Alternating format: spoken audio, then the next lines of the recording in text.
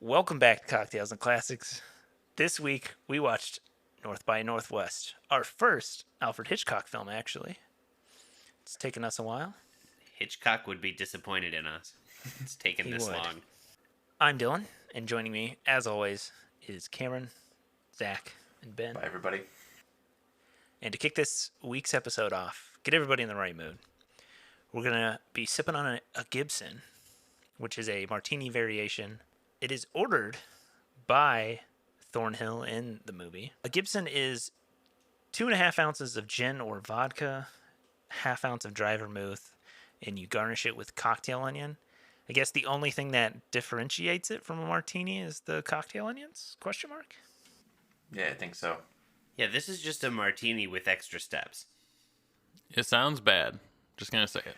I mean, I What like are the onions like but marinated in? I think Is they're it just pickled. vinegar? Pickled. They're pickled onions.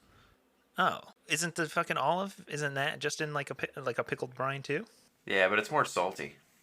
It's like a salty yeah. brine. This is like a vinegary brine. Ah, it's the subtle variations of the vinegar and the salt. It's that really it's a different zing. just make the normal one.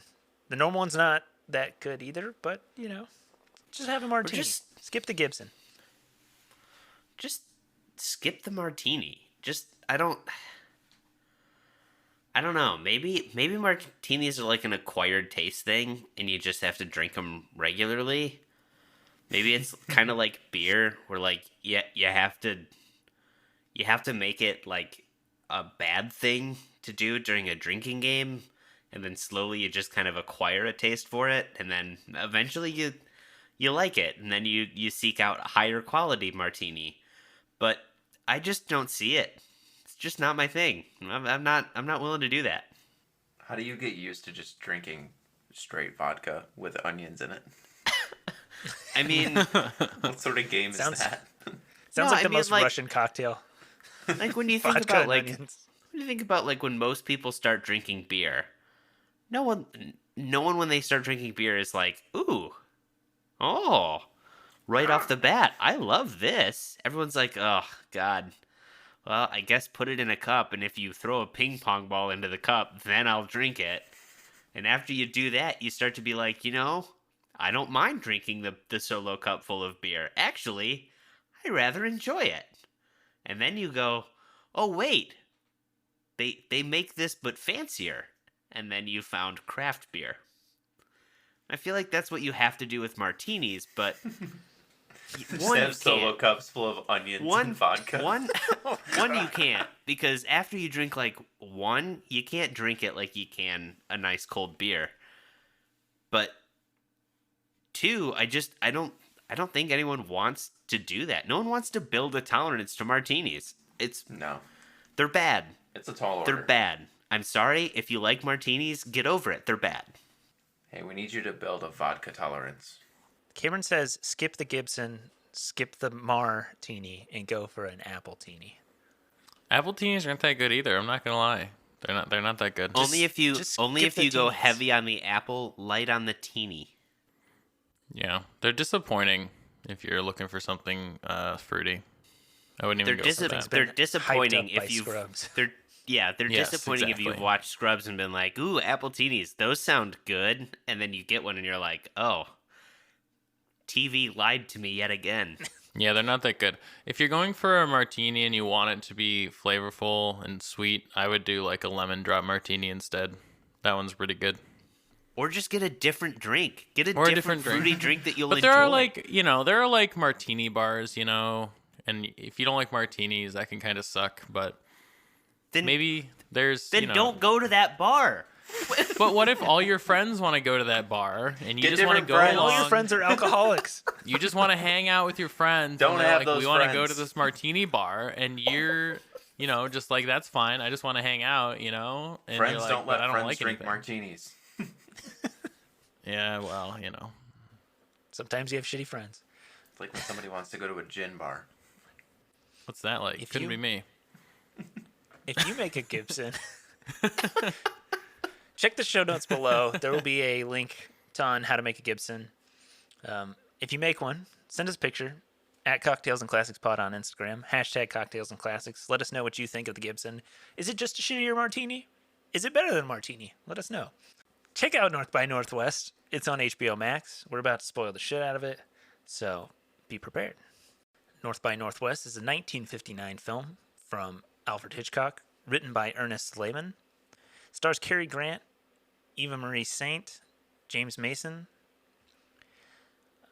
It is a adventure mystery thriller. The story of a New York City advertising executive who goes on the run after being mistaken for a government agent by a group of foreign spies. Currently sits at an 8.3 out of 10 on IMDb. It is number 104 on IMDb's top 250. It was nominated for 3 Oscars: Best Writing, Story and Screenplay, Best Art Direction, Set Direction, Best Film Editing. Interesting. It was Best Art Direction, Set Direction, Color. So there was like separate categories, I guess, for black and white and color at that point. I was going to say that it makes sense because I feel, there's like a technical divide there, which it makes sense at the time to separate that out, I think. So who has seen this movie before? Just me? Guess so. Okay. I didn't watch it until last year. I had bought this and like Dial M for Murder, Vertigo, a couple of classic Hitchcocks, because I honestly had never seen like any Hitchcock movies. And I talked to my grandma on the phone, and she's like, "Oh, those Turner classic movies, they're so good. You got to watch them. All the Hitchcocks." Blah, blah, blah. I was like, all right. I'll buy some and I'll check them out. So this one is fairly recent to me. Don't really have much nostalgia to it. What did you guys think on your first viewings? It was all right. I don't know. It definitely felt very old timey. The dialogue, they have the transatlantic accent. One of the interesting, I've never seen a Hitchcock movie before. One of the interesting things about this was I feel like it was it was supposed to be like a suspenseful movie, but the dialogue was I feel like it was kind of like one-liners and witty a lot of the time. Like the main character was just firing off zingers, like half of his lines, which is interesting for what is supposed to be like a thriller movie. I imagine, could you imagine I don't know. I mean, James Bond back in the day probably did this more, but a James Bond movie today where he's just firing one-liners the entire time. It was super. At times, it was enjoyable, but at other times, it was super cheesy and, very corny. I will say, at the beginning, I feel like he's more simpy. With Mother around and all that. Then, after he kind of gets screwed by Tatiana, whatever her name is, Eve Kendall. Tatiana. Oh, my God. You got me on the James Bond shit. From once Russia he gets once he gets screwed over by Eve Kendall, he starts doing all the one-liners and is just salty American man.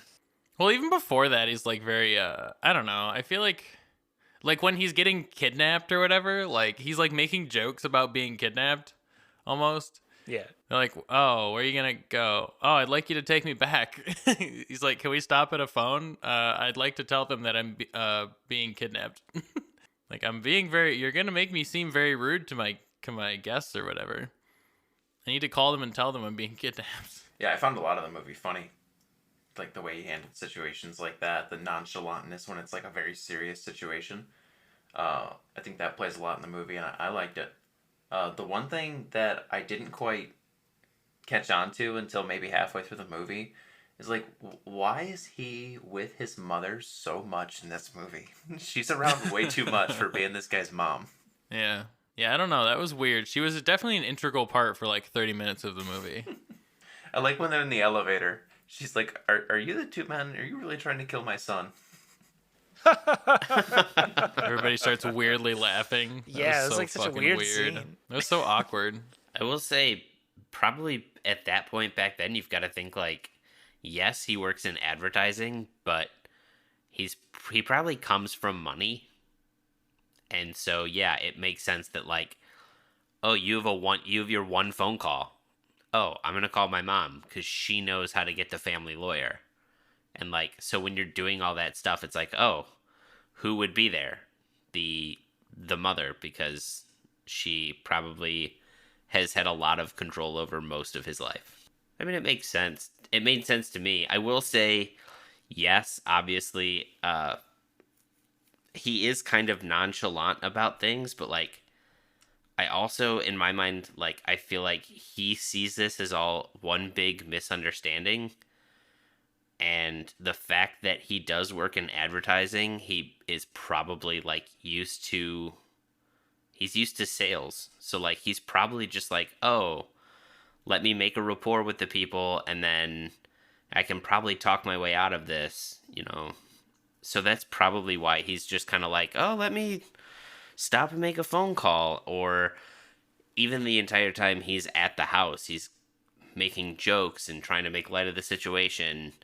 I think he's just trying to talk his way out of the situation without, and like maybe hoping they'll just take him back home. Like, oh shit, we did mess up. All right, we'll take you back. Yeah, the whole plot of the movie revolves around him calling for the waiter when they're asking for Mr. Kaplan. Yeah.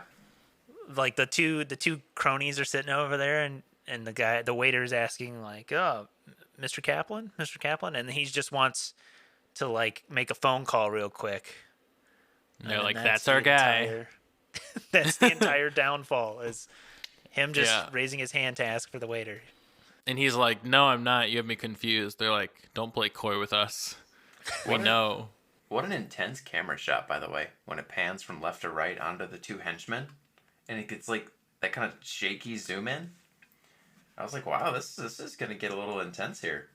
And without like the little one-liners, I think this movie could have been very dark. There's a lot in this movie that it's like the one henchman is like an expert knife thrower or something, and just like is not seen at all. Just yeets the knife. Yeah.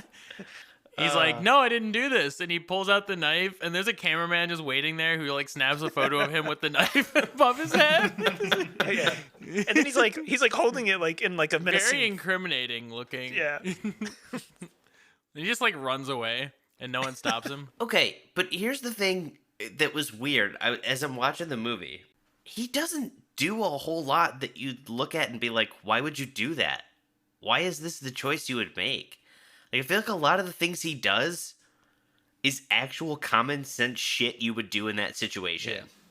Although I do know if someone gets stabbed, you do not pull the knife out. Yeah. Well, supposed to leave it in. I just meant like in terms of like, oh, I'm running away. I'm getting on a train. You're not gonna fly. I can't jump off a moving plane. Like, so he's thought ahead. If he has to get the hell out, he knows what he's doing. He's smart enough to hide in the bathroom while they come by asking for tickets. He, the dressing up in the uniform and then changing clothes so the cops are looking for the wrong person. Just a lot of the things he does is like, this is pretty smart for someone who's just like an average Joe businessman. I was pretty impressed with his ability to do spy shit. Well, he's not an average Joe businessman. He was an executive of a company. Like, he's like high up. This would be like if someone on the board at Amazon was like accused of being a spy and murdered and a murderer, and on the front page of like the New York Times. It's like if Ryan Cohen. No. Look, guys, I've watched Mad Men, and I've seen the guys who ran that business, and they would not do well. No, they wouldn't do well in this movie. Yeah, I agree. Don Draper might, because he was in the... Maybe that's why. Maybe, Don he was in would the war. Probably because he was in a war, and he's also not even really named Don. Yeah, I was going to say, he lived a lie for a long time. Spoiler for a TV show that ended years ago and also started in, 2011? Yeah, I don't know. Might be earlier than that even, but yeah. Spoiler alert. Yeah, he has... Because, he was deceptive for a long time, and he had to uphold the secret that he wasn't really Don Draper, for... Yeah. So I he feel might like have been able to do he's it. probably the only character that would have done But well. Roger Sterling, he's screwed. Nah, He's done. Game over. Especially because his weakness in, well, a lot of them were, but him especially, his weakness was definitely women, and so he definitely would have, he would have gotten it worse than our main character in this movie did. That's for sure. Yeah. Thank you for tuning into Madman. Next week, we discuss North by Northwest. No, I mean, it is, like, it's funny because it's like, I do feel like Mad Men, like, it's from a similar time period, and it's a similar type job of the people on that show. So I think it's interesting I did think that the first time I watched it, to think about how they would have fared. when he's like, oh, yeah, I'm an advertising person. I'm like, oh, Madman. Madman. Yeah. Yeah. So, like, just thinking, like, of those, if those characters are even remotely accurately what those people were like, then they would have been screwed. Yeah, they probably would Yeah. have gone to jail. It's funny that the FBI, they didn't even clarify who it was. Also, it's a professor or something. Yeah. It's funny how they were just like, oh, that's weird. There's a random man that they've associated with an agent we totally made up. Should we help him? Nah. Let's just We're too close. Just let him run around. Because, you know. We're too close to catching the bad guy. And if we exonerate this guy, we're screwed. Which, like, I'm sorry, why wouldn't you just have him arrested and be like, hey, look, this is the situation. You need to stay in prison for, like, a couple days. Here's the situation. We'll put you up in a hotel. We will pretend you're in prison for a couple days. Yeah. Not even that bad. Yeah. We're going to send you to Lori Loughlin jail. Oh, no. Martha Stewart prison. It'll be a nice little country club. All right, Martha did her time, though. I did my nickel. Ah, jeez. I ain't going back, Jack. One of my gripes with this movie, I think, is that I feel like they gave the game away too early. Like, they tell you that there's no such person as what's his face, like, very, very early on, like after like 30 minutes of the movie. And like, I get that more comes later when it's revealed that the woman is actually a double agent, essentially, but I feel like they kind of gave away part of it like really early on, because I don't know, I kind of like the suspense of like not knowing who what's his face is, you know, and then there'd be like a reveal that he doesn't actually exist, which I feel like it just came too early. I don't know. It just kind of feels like that's kind of Hitchcock style. MacGuffin. Because he'd always come on before too and be like, this is tonight's feature, and this is like a story of treacherous things. Enjoy, you know? Which he didn't. I was surprised he didn't do it in this one. He does have his little cameo at the beginning where he misses the bus. But Yeah. Yeah, I did see that, and I was like, oh, hey. Oh, he's in his own movie. He was But I Kevin feel Smith like- before Kevin Smith. Tarantino before Tarantino. Not as many feet pics or N-words in these ones, though. True. Definitely not. I think feet wasn't as accepted back in the 50s. Wasn't an accepted kink. But apparently, like, heavy innuendo on having sex is all right. We're cool with that. Well, that's always been around, you know? That's true, but it's kosher just since so, before like, now. it's so cheesy at points. It's, like, at one point he's like, oh, yeah, we're going to have to do a lot of apologizing privately, you know? It's like, what the fuck? You never said I'm that? a big girl. Yeah, in all the right places. Yeah.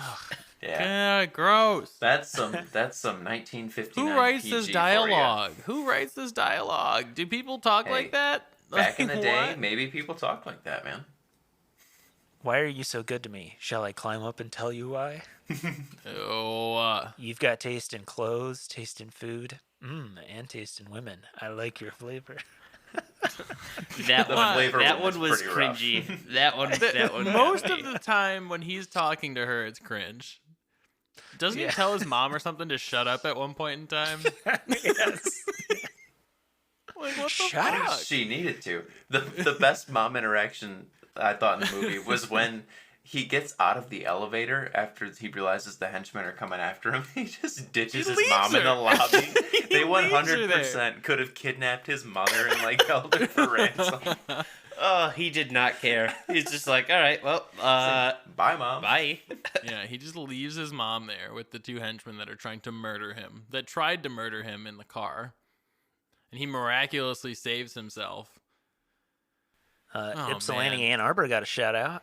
Yeah. Yeah. Jackson? I Detroit? think Dearborn? I've taken that line, I think, if it's the same line that goes to Chicago. How about what I would say is probably the most memorable scene from the movie, the crop duster scene. I'm a fan of a good crop dusting. Anytime you can sneak a crop dusting in, I'm a huge fan. Again, like Ben said, like it's not too out of reach. They're like chasing after him. They're shooting at him, which is probably hard to do from a moving plane. I'll say that. But You don't know. then he runs. No, you don't know how hard it is to shoot someone from a moving plane. True, I don't. It is pretty challenging, I will say. One of those guns fire like a billion rounds a minute. Just an Gotta hit average something. Tuesday for me, but I've done it in Battlefield a couple times. It's tough. I'll say, yeah, it's tough. when he runs into that cornfield though, and then I'm like, oh, he's not really safe, is he? And then they crop dust him, and I'm like, there it is. Gas him out. And then they just crash into the gas truck. Yeah. Oh god. Well, he was about to not like that truck came out of nowhere, kind of. But then yeah, that was weird that the plane just decided to chance it. What I thought was the most realistic part of that scene is when he tries to halt the one car after there's just a bunch of Right, gunfire it does going on, not. and the car's just like, fuck you, I'm out of here. Nope. Like, yeah, I wouldn't stop either, buddy. Hard pass. I really did like that scene though. That they set it up. As soon as he gets onto the side of the road, there's like the plane in the background. It's like, oh, okay, it's a fucking plane just crop dusting things, and then you get the whole like mystery with the old man. Like, all right, there's my contact. That's who I'm supposed to meet. And then it turns out you get strafed by an airplane, which was a hell of a twist for 5 minutes of action. Yeah. The old man's like, huh, that's odd. They're crop dusting where there ain't no crops. That is weird. Peculiar. Let's not think anything about that. You know who wouldn't have hit that truck? I don't know. Famed crop dust pilot Randy Quaid. Oh my god. I was gonna say Harrison Ford. He Well, definitely would have hit that truck though. He would have. He would have hit the ground first before anything else. Like on those like slow swooping shots, he definitely would have hit the ground.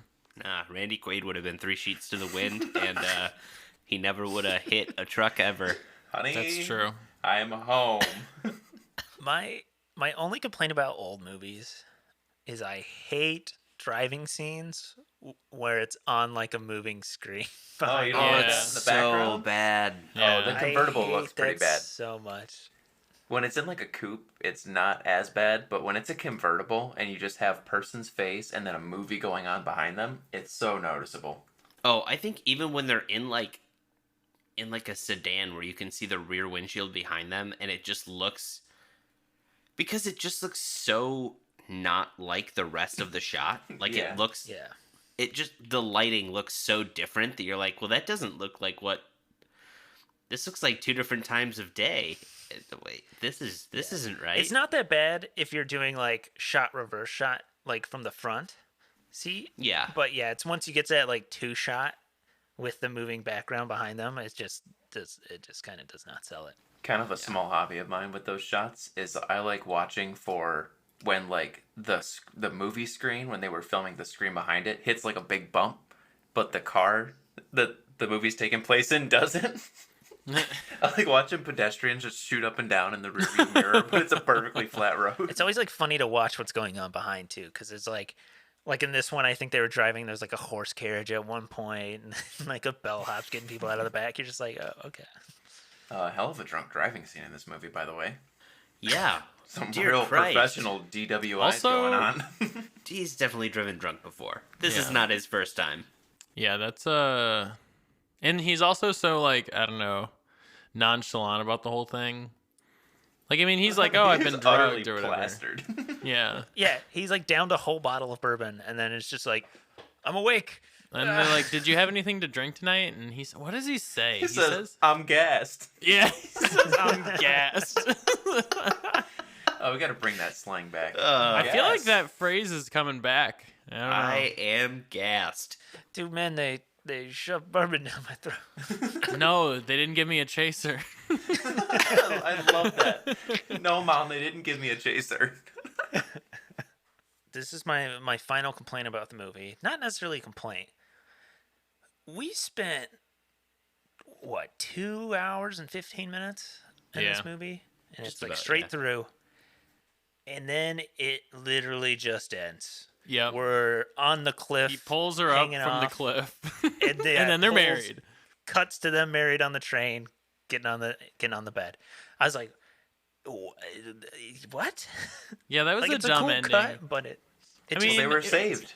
It was just a dumb ending for, like, they took their time with a lot of different scenes. Like, the movie was long. Like, it was long for what it was.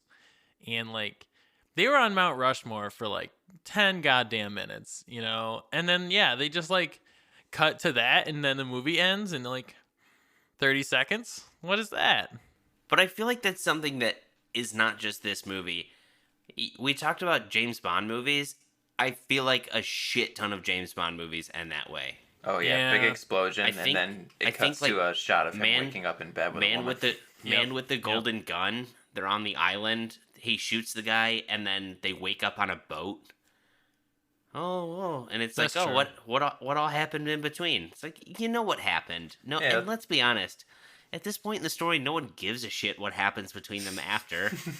No one wants to see the 45 minutes of the helicopter coming to get them down off of Mount Rushmore. Skip that Also, shit. that guy got friggin' sniped with a revolver from, like, I don't even know what the distance was, but an It insane was distance. impressive. I've tried doing By that just in, like a just like I've a tried like doing a that in deputy or Battlefield. something. It's really hard to do. He like literally like shot him with a pistol from like super far away. And you're like, what the hell? Yeah. And he's like, nice and shot. then Van Damme's like, that's cheating using guns. Oh my god. Is that the only shot in the movie? Or no, sorry. Is it the only person that got shot in the entire movie? Like, I know shots were fired. I Yeah, think they so. The one guy pretended to gets be his, shot. Were fired. the one guy gets his knife thrown at him. But That's true. other than that, yeah, I think it's all blanks. And the guy getting yeeted off the Mount Rushmore. I was waiting for the Wilhelm scream to come, and it never did. Did not come, I man, no. I was pleasantly surprised. I was also fully expecting the Wilhelm scream, and then I heard the guy actually scream, and I went, How "Oh, old is that? well, scream? that's new." It's in black and white movies. It's in early war movies. Why do people use it? It's cheap. It's gotta be cheap. 1951 is when the Wilhelm scream started. Okay. This isn't that far. This is 59. It's named after Private Wilhelm, a character in The Charge at Feather River, a 1953 Western in which the character gets shot in the thigh with an arrow. And that was the first use following its inclusion in the Warner Brothers stock sound library. It's the third film to have used the effect, but it is that is like the one where it got its notoriety. Interesting. So many movies have used it, and once you recognize it, you recognize it everywhere. Like, once you know what it sounds like, it's it's even in like the first Star Wars movie. It's just like, come on. Okay, this is Yeah. it's interesting to me. Most people won't find it interesting. But Let's talk about the it. voice of the Wilhelm scream. Have you guys ever heard the Halloween like novelty song, the one-eyed, one-horned, flying purple people eater? Yeah. No. That's the guy who does the Wilhelm scream. Oh, okay. Weird. There's a fun How fact. do you go from that to... Ah! I don't know. That's because I think the guy was it says he was a voice actor. We're going to hit up some ads. We're going to come back, and Zach's going to put us through his trivia quiz. So this week's podcast is brought to you by Surfside Sips. They make high-impact glass straws. They're a family-owned company. And what's better than saving the turds, you know? The turds. The turds. You know, I'm one of those people who hates using paper straws. Paper straws fucking Paper straws suck. They I are love the worst what solution. they do. I love that we're minimizing the use of plastic straws. I enjoy that. Paper straws suck ass. They suck. They're the worst possible solution because turns out, guess what? paper and water don't fucking mix, okay? I don't know who came up with it, but it doesn't work. Even though they put coating on it to try and help, it doesn't work. It just gets soggy and you end up throwing it away anyway, and that's just more waste. And so, But you know what doesn't get soggy? Glass. yeah. Glass straws from Surfside Sips. And if you want to get some glass straws from Surfside Sips, you can use coupon code cocktails and classics spelled out. That's cocktails AND classics for 20% off your order. And if you're looking for a business to support during this time, seems like a good idea. If you've listened before, you know Zach takes over. He watches the movies, comes up with these zany questions, and he's going to put us through a trivia quiz, try and stump us. Will we be the brooms or the dirty floor this week? We'll find out. It's a throwback to the last God. episode.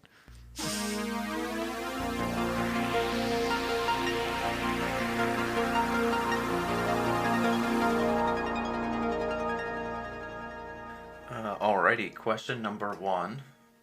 What is the date when we discover the professor's secret plan about having an agent on the inside of Van Damme's crew?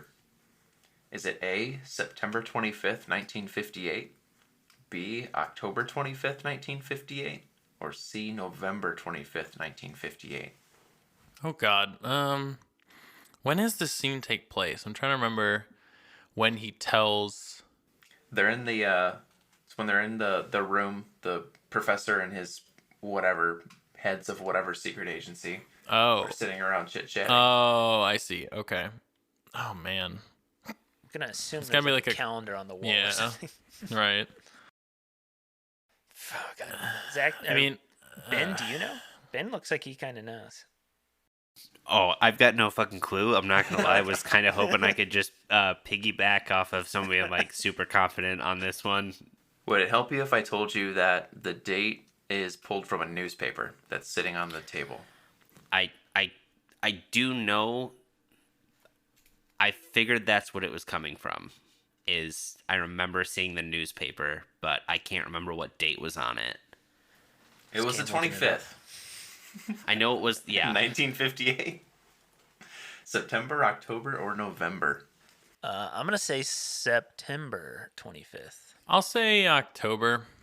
Oh, that's good because I wanted to say November. He wanted to say November. Probably because that is the correct answer. It is November Yeah. 25th. What? Kind of warm for New York in That's- November. It was. That's why I 'cause went with September. I was like, what? It's really nice weather.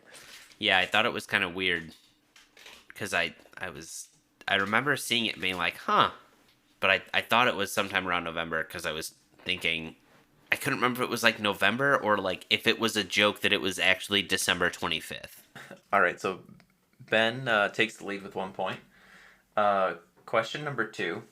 During the filming, like the Mount Rushmore scenes, Cary Grant had a lot of people that were coming up to him asking for autographs.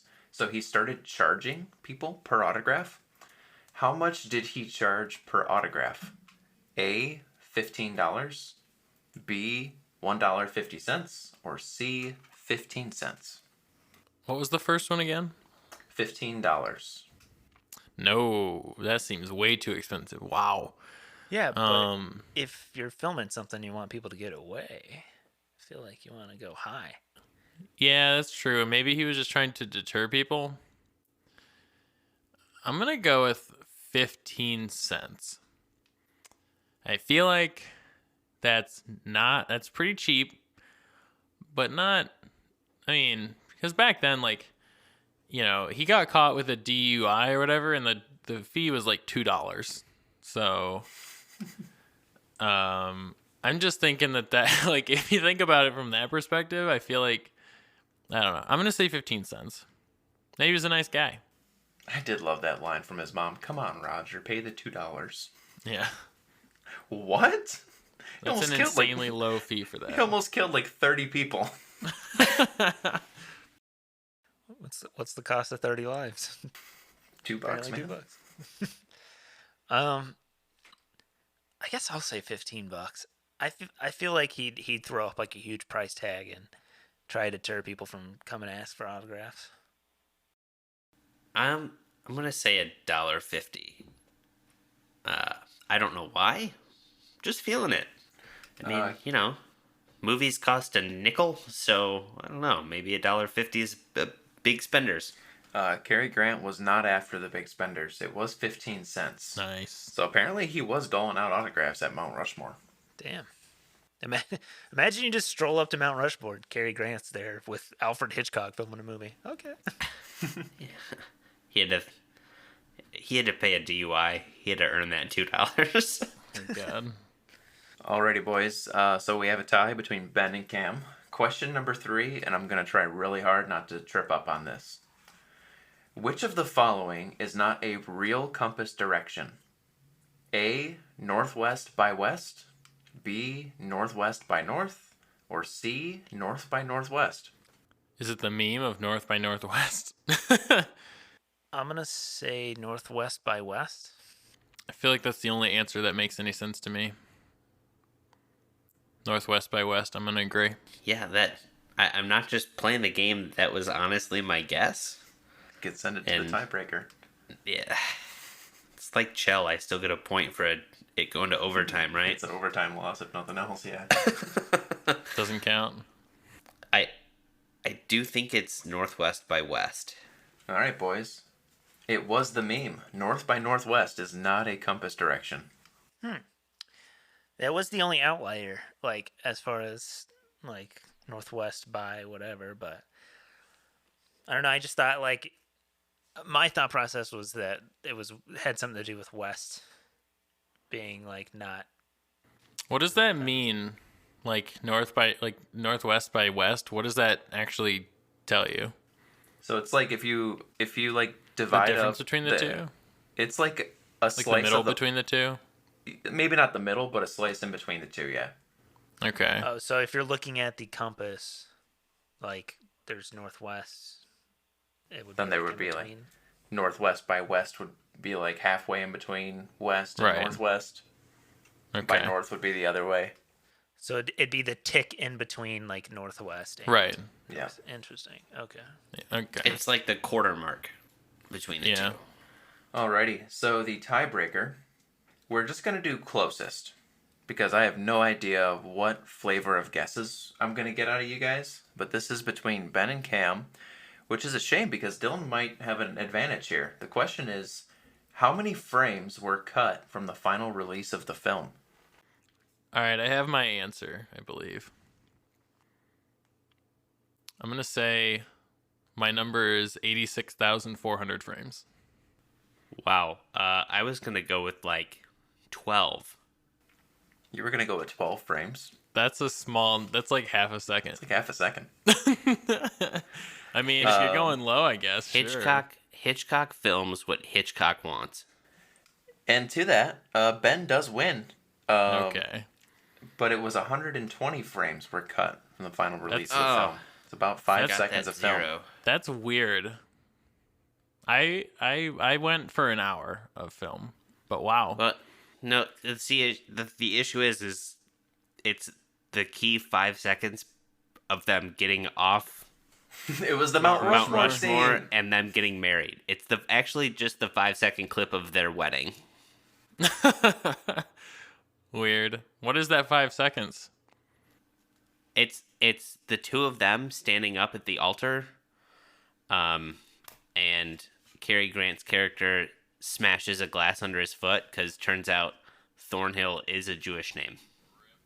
Yeah, I saw that online this morning. It was like wild. It was like 8 feet of film, or 5 seconds of film, or 120 frames. I'm like, okay, how in everything did you cut 5 seconds of your movie down? Like, people go to the editing room for weeks and trim an hour off a Scorsese movie. Right. That is crazy. Maybe you should have trimmed more, you know? Those of us who have seen this film, we wrote down our ratings going in. I'm the only one who has, so everyone's going to give you a nice fresh rating.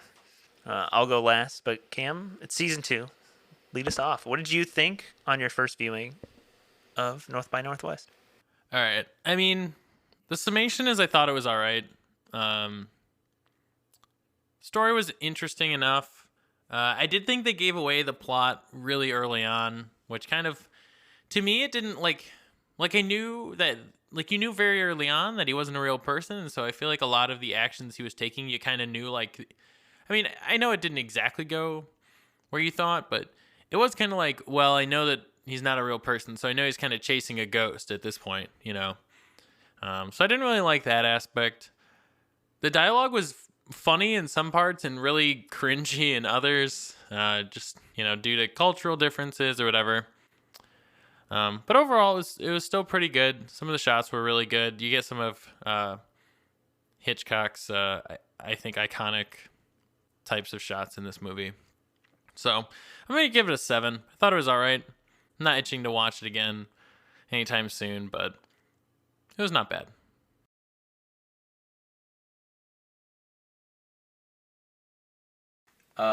I was really surprised. I mean, other than Psycho, I haven't seen a Hitchcock movie. I really enjoyed this one. It's my first time watching, and I really like the old timey quick hit dialogue where it's like quick one liners back and forth. I enjoy that style. Some of the male and female conversations are a bit dated and definitely creepy. I was kind of surprised when I looked at this movie on IMDb and I didn't see comedy next to the name because there's a lot of humor in this movie. It's a mystery that keeps you guessing. I don't think it felt too long. It is definitely 2:15, but it moves enough there. I don't think it feels long by any means. I'm gonna give it an 8. It's definitely something I'm gonna watch again. It was like James Bond meets Die Hard. Like if James Bond wasn't a superhero, you know? Yeah, I wasn't sure what to expect with this movie. I kind of knew it was the early spy thriller, but I wasn't expecting the camp. But by God, do I love camp. I enjoy it. I enjoy kind of the cheesy dialogue. Like I said, I liked the fact that they didn't fall into kind of the horror movie aspect of things where the minute you're in this situation, you immediately do the dumbest thing possible.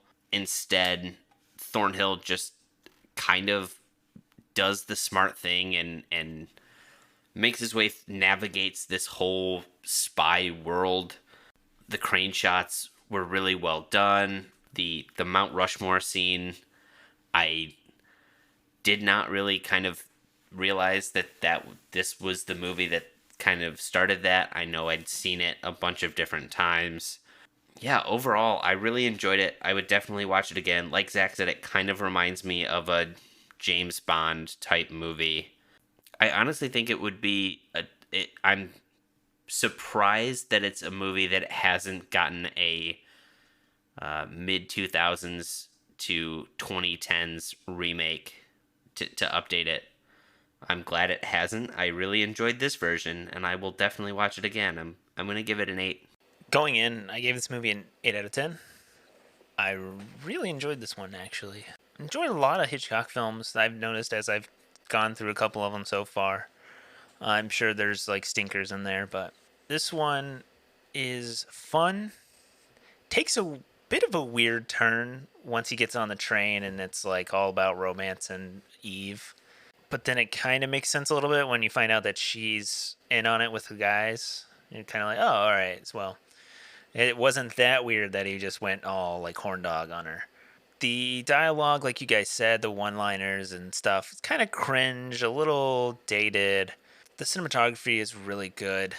Love the color. Love some of the boldness on it, like the scene with the crop duster. That's a really like amazing scene for the time. Really gets your heart racing. A little bit of an action there for what is most of the movie kind of just like cat and mouse chase thriller.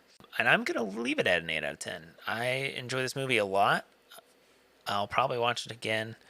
Runtime is a little long and then it just kind of ends are my two like biggest complaints, but I think it's all worth it in the end for the journey. And like I said before, check it out. It's on HBO Max. Give it a watch.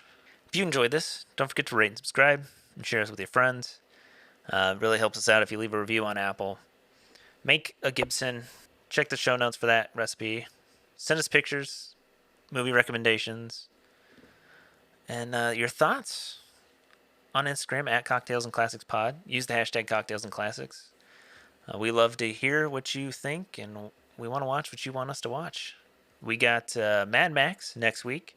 Then after that, it's all April Fools, baby. Watching some bad movies, but having a good time. As always, watch responsibly.